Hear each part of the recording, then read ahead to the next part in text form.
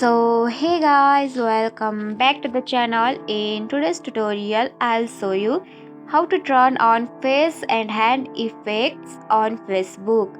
So let's get started. At first, make sure you have the Facebook app downloaded from Google Play Store or App Store, and also make sure that you have logged into your account. So let's open it.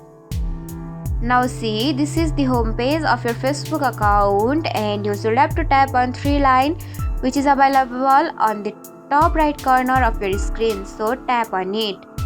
Now tap on setting icon which is also available on the top right corner beside the search bar. Now scroll down below and you will see the option of face and hand effects near to the dark mode and camera roll sharing suggestion options. So tap on it.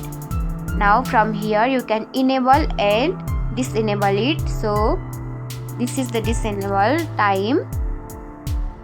Now you should have to enable by tapping on enable icon which is available on the bottom corner of right side.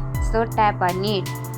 Now see, you have successfully turned on the face and hand effects on Facebook, and that's it. If you found this tutorial helpful, don't forget to like, comment, share, subscribe, and also hit the bell icon for more easy tutorials. I'll see you in the next video. Till then, bye bye, take care, have a great day.